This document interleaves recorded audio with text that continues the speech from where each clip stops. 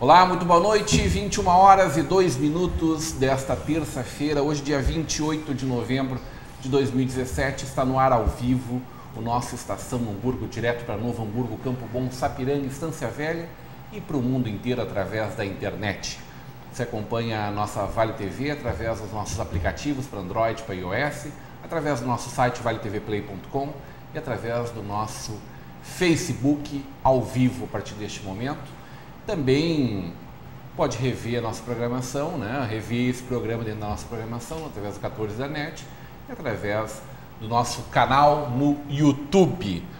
Hoje eu tive a oportunidade de participar de um almoço comemorativo aos 45 anos do IBTEC, realizado no restaurante panorâmico da FENAC, uma homenagem muito bonita aos ex-presidentes, ao grupo de funcionários, pessoas que trabalham lá há mais de 25 anos, e poder ouvir o seu Cláudio Strasburger é sempre uma aula de vida. Hernani Reuter presente também, importantes empresários e líderes sociais da nossa cidade, prestigiando esse momento muito especial. O assunto, Dr. Márcio Gerhard, boa noite. Não era outro senão o programa Estação Hamburgo de ontem. Nossa! Tu ouviu a Estação Hamburgo de ontem? Eu não consegui olhar até o final, mas eu vi uma parte. O começo tu viu? Assustador. O drama do começo. Assustador, o drama do começo da primeira vez. Tu achou que ia da morte aqui nesse programa ontem? Eu achei. Ficou torcendo, não? Espero que não, né? Mas se eu disser que eu fiquei. Não, doutor Márcio, muito eu não cuidado, vou responder. Não, eu não vou responder se eu fiquei torcendo. Teca, ontem estava discutindo o Ivan Carlos, especialista em segurança, com o deputado Tarcísio Zimmermann. Foi um duelo e tanto, né, Márcio? Quase para torcer. Saudades de ti.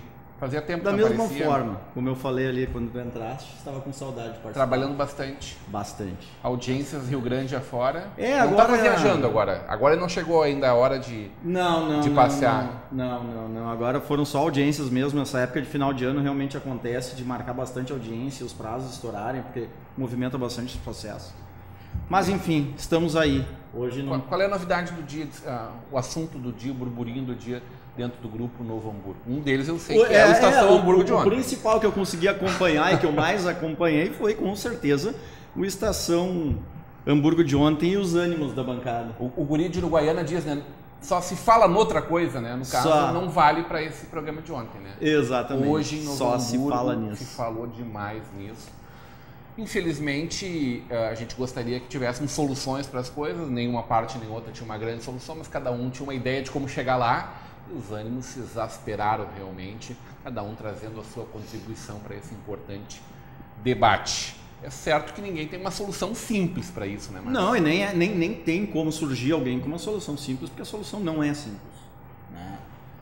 Realmente existe uma progressão geométrica, digamos assim, com relação à criminalidade, né? Não tem onde botar todo mundo, não tem como consertar. A cada década dobra a quantidade de presos.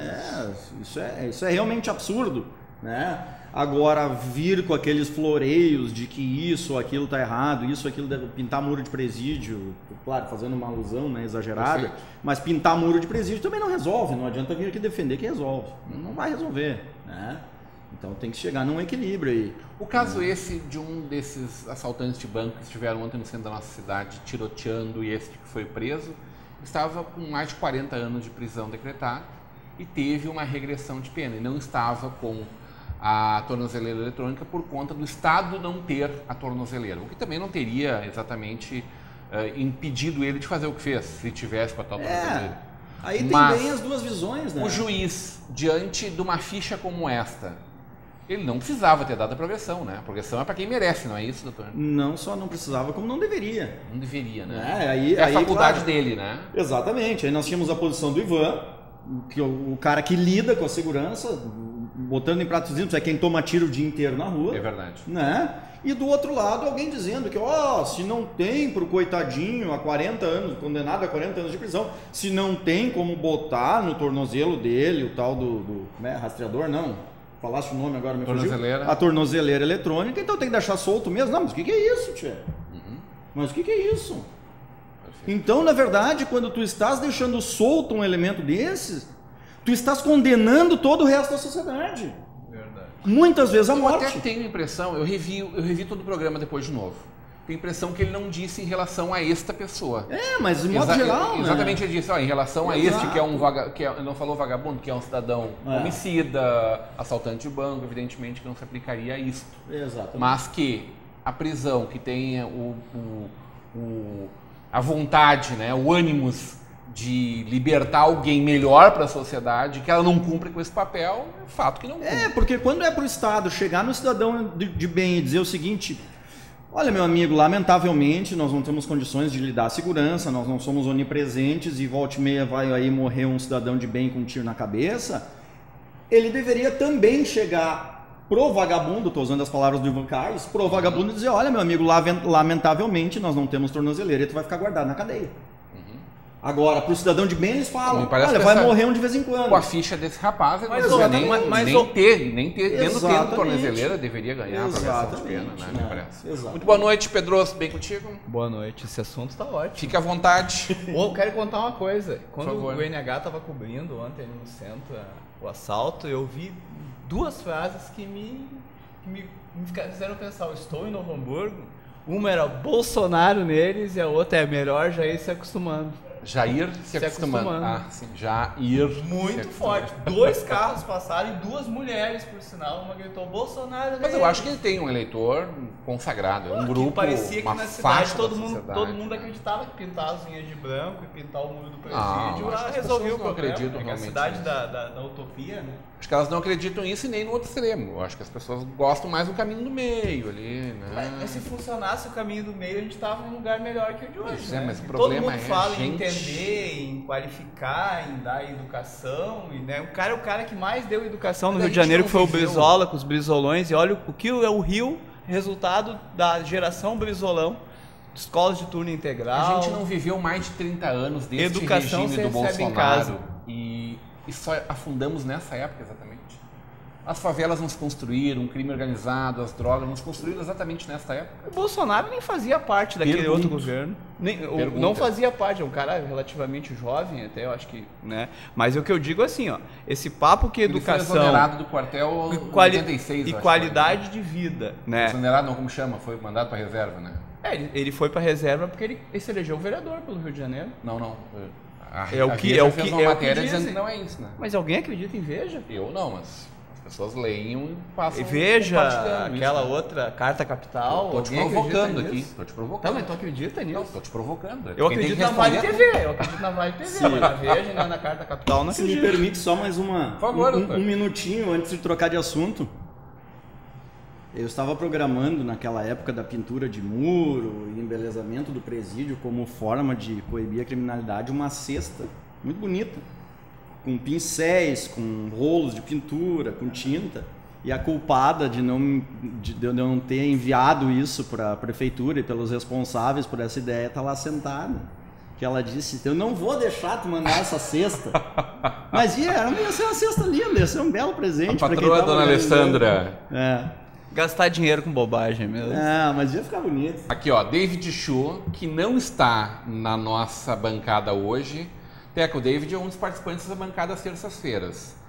Ele disse, ó, infelizmente não estou aí hoje, mas não posso deixar de lembrar que essa semana temos Sexta no Corredor na próxima sexta-feira, e a Conquistadora participa da Sexta no Corredor, né? E a Hamburger Bergfest no próximo sábado, domingo, e o Ilumina Hamburgo Velho, um grande evento. Estaremos grande final de semana. Estaremos lá também.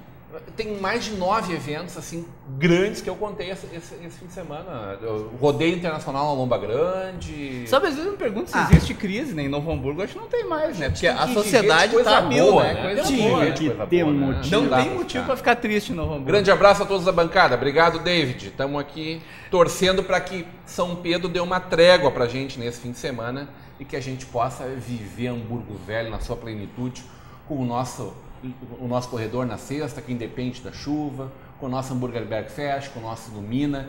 E tem movimentos, né? Filme Movimentos em exibição no próximo domingo, dependendo da chuva, evidentemente. Eu tenho uma fofoca pra fazer domingo às disso. 20h30. Eu tenho uma fofoca. Diz que teve um pessoal da Associação Fofoca Primavera. de quem? Não é da Associação Primavera, tá. que eles botaram Santo Antônio de cabeça para baixo lá, porque negavam de dar igualdade de condições e falaram passar com o filme. O pessoal da... Eu não sei, eu só vi essa fofoca. Não adianta só tu levar o que eles iam fazer que eu te falei. Botar o Santo Antônio de cabeça para baixo. Que eu sei que lá teve exibição na última terça-feira na Feira do Livro. E tá para acontecer o nosso Hambúrguer Bergfest com a exibição do nosso movimento no próximo domingo, a partir das 20h30. O que é neuropsicopedagogia? Sejam muito bem-vindas, Ana Lúcia Henneman e Marisa. A Marisa de la Paz, não conheço. Tereza de la Paz. A Tereza de la Paz. A Marisa é tua filha, né? Não, minha irmã. Irmã. Como é o nome da tua filha? Ana Paula. Ana Paula. Fernanda e Ana Cláudia. Eu conheço só a Teca. Tereza, claro, Tereza Teca. Não, a professora Teca. Muito boa noite, sejam muito bem-vindos. Boa noite, é um prazer ter vocês conosco aqui. Fico muito feliz de estar novamente aqui e dizer que esse país tem jeito sim, e é pela educação. Viu? Né? E vou te dizer que eu faço parte de várias ONGs aí, crianças, recuperação de drogado, e cada um que a gente salva é menos um bandido na rua.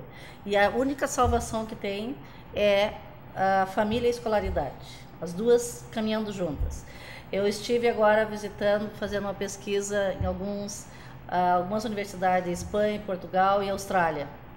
E os brasileiros lá têm a cultura incorporada da deles. Não exerce a prática que se exerce aqui, porque lá tem escola integral, a cultura de que o respeito pela opinião, o respeito pelas leis, os valores são muito bem estruturados. Mas nós viemos aqui para convidar vocês, inclusive, que nós estamos dando de presente para a comunidade uma palestra sobre psiconeuropedagogia. Neuropsicopedagogia. A minha professora está aqui do lado, eu trouxe ela para me corrigir, inclusive. Não, para mim isso é palavrão, tá? Tá, então é o seguinte, eu estou com dificuldade de entender bem. Neuropsico... A minha formação em algumas faculdades era para mim ser só professora e dar aula de história, geografia, sociologia, psicologia, enfim. Perfeito. Aí eu comecei a estudar a mente das pessoas, porque o aprendizado de fora para dentro era aquilo que eu era acostumada a dar aula, 30 anos dentro de uma sala de aula. E eu não entendia como é que se processava a velocidade e como que a pessoa captava esse conhecimento que eu estava transmitindo. Aí eu comecei a fazer programação neurolinguística, fiz coach, fiz psicopedagogia e não fiquei feliz ainda. Estou fazendo mais um pós onde a Ana Lúcia, minha professora, que é um pós-graduação presencial, e ela vai falar especificamente, porque ela já tem uma formação além, o que é esta palavra que tu disse que não conhece. Palavrão, neuropsicopedagogia. É pedagogia com psicologia, com neurociência?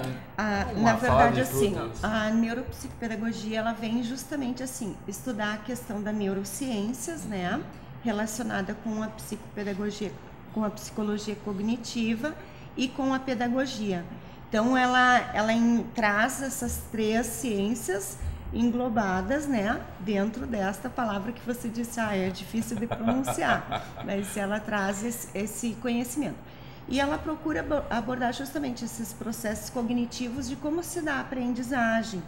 Então, nós conseguimos para esta sexta-feira o presidente da Sociedade Brasileira de Neuropsicopedagogia, o professor Luiz Antônio Corrêa, que ele vem gratuitamente trazer essa palestra para a comunidade, né? Em comemoração até que nós estamos na semana, iniciando a semana do neuropsicopedagogo, né? Dia 6 de dezembro é o dia do neuropsicopedagogo.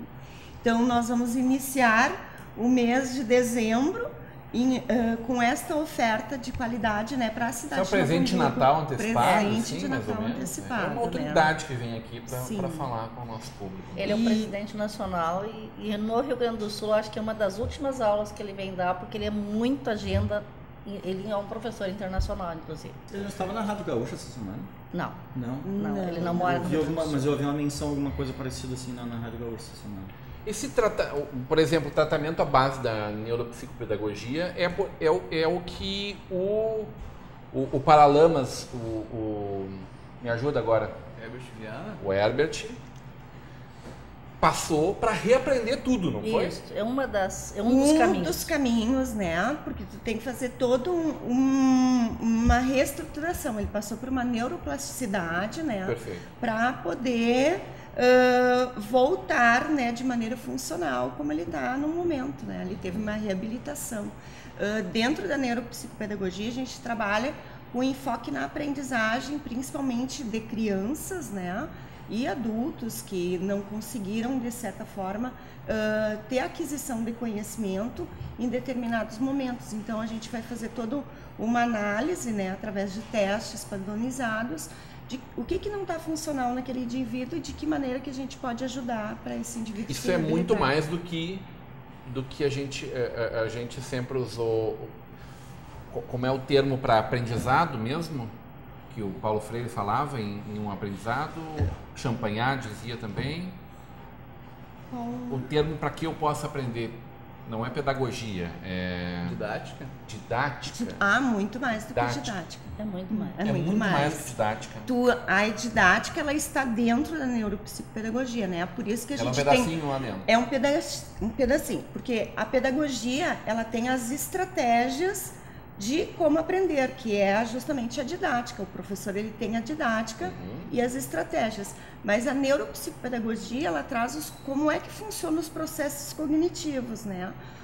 Quando o indivíduo, por exemplo, ele não consegue aprender a ler num tempo, vamos dizer assim, normal de aprendizagem, o que não está funcional naquele indivíduo? De que maneira que a gente pode ajudar esse indivíduo, né? Então ela faz um diagnóstico, do indivíduo. Faz um diagnóstico. Qual é a barreira? É uma etapa.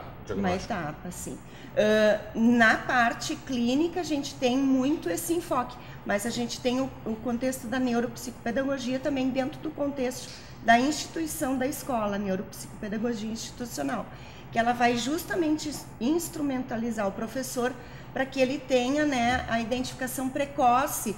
Então, vamos pensar assim, aquela criança lá na educação infantil, que ele já vê que ele não está dentro daqueles parâmetros de aprendizagem, ele já vai ter o como trabalhar para amenizar, né, sintomas para que ela não vá ter, vamos pensar assim, um grande déficit na aprendizagem dela, né? Tá, mas desculpa, pode falar. No caso específico do Herbert, que era uma pessoa bem desenvolvida e que teve um trauma muito forte, onde é que ela atuou para ter ele é só diagnóstico, não, ele é método também, né? Sim. O Herbert já era um cara que tinha uma boa cultura, daí ele teve um trauma provocado por um acidente, né, e tinha que voltar. Onde é que ela trabalhou isso? Mas ela trabalha justamente assim nessa parte da aprendizagem, né? Porque ele vai ter que reaprender a aprender, né? A neuropsicopedagogia, assim, ó, vamos pensar assim, o Herbert Viana, talvez, o que a gente pode dizer no caso dele, assim, ó, que o profissional, não digo que talvez foi um neuropsicopedagogo que atendeu ele, né? Porque a neuropsicopedagogia, ela é uma ciência mais recente ainda, né? Mas ele teve acompanhamento neuropsicológico também.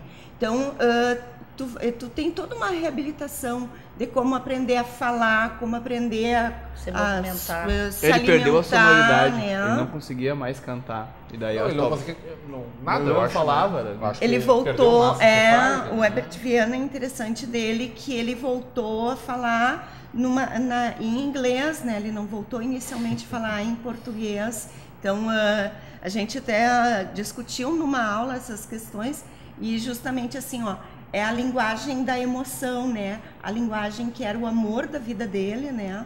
Que é o amor da vida dele, falava em inglês. Que era a esposa dele, né? Tem uma outra questão que as professoras também não sabem como lidar, é com a moda das INAs. Ritalina, sertralina, hiperatividade, déficit de atenção, né? Eu, por exemplo, fui expulsa de várias escolas quando criança, por causa que eu era hiperativa naquela época e não existia tratamento. Era castigo, apanhar de chinelo, de régua da freira, né? Conta isso para os alunos. Conto sempre. Estou contando agora no ar. E não existia tratamento. E hoje nos dá caminhos para saber como lidar com esses cérebros que estão sendo medicados.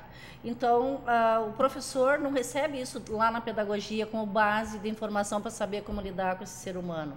Aí a complementação no pós-graduação nos dá um embasamento melhor e também para a gente encaminhar para profissionais de uma rede especializada, porque às vezes a gente não sabe o que fazer com ele. Manda para psicólogo, o psicólogo manda para o neurologista, o neurologista manda de volta para o psiquiatra e assim vai indo. Então, o neuro pode ser um caminho de reabilitação, de tratamento junto com uma equipe, né? Para fazer com que esse ser humano seja incluído dentro do padrão de aprendizagem exigido, por exemplo, no vestibular. Eu tenho pós ali de neuro e tem neuro trabalhando dentro do pré-vestibular, para trabalhar, por exemplo, para medicina, que é um funil. É uma tortura psicológica, aula de manhã e de tarde e de noite revisar tudo. Então, precisa desses profissionais que trabalham com o cérebro também para dar um amparo psicológico e neurológico para esses alunos. Né? Aqui, ó, grande programa, estou assistindo. A professora Ana foi minha orientadora na pós. Olha Fernanda aí, Cristina Falkowski, Ana. Ela é um amor. Ela esteve conversando conosco recentemente sobre surdo-cegueira, né? Isso, a Fernanda é uma excelente profissional. O Fonseca está lembrando, amanhã um super Estação Hamburgo, uma noite com uma galera fitness para te incentivar no teu projeto fitness, Rodrigo. Obrigado, Carlos. Obrigado. Eu estava no buffet hoje lá no restaurante, o pessoal de Martins estava comendo. Não, me disseram que te vem seguido lá no buffet Martins. Não, o buffet do Pilate, lá no maravilhoso buffet do Pilate lá no Panorama. Mas me e o disseram pessoal que com olhão lá, o presidente da CI foi um dos que me disse, deixa eu fazer uma blitz aqui. Eu disse, pô, presidente, tá saindo agora, não precisa ser só fiscal aí. Peixe. E também a gente está aqui com a Joyce Fett mandando beijo na audiência. Boa noite, querido, sempre com vocês. Júlio Schneider, boa noite, amigos da mesa, abraço a todos. Júlio Schneider, lá de Miami, obrigado pela audiência, Júlio. Carlos Fonseca, bancada fantástica. Jonathan Santos, uma bancada Paulo Freire cristã. As senhoras e outra pró-Jair. Pró-Jair também, doutor Márcio?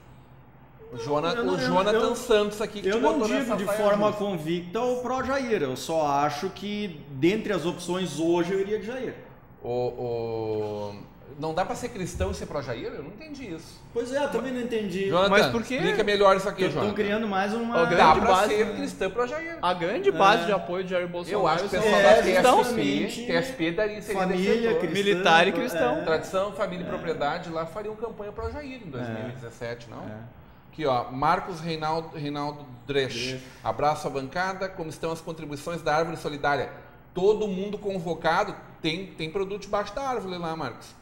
O pessoal está todo convocado quando vem aqui, traz um produto, traz uma doação para o nosso banco de alimentos. Não vem para cá, traz também, não tem problema nenhum, não vai participar do TV, vem até aqui visitar a gente. Tem o Natal da Paz agora. Em loco com a gente.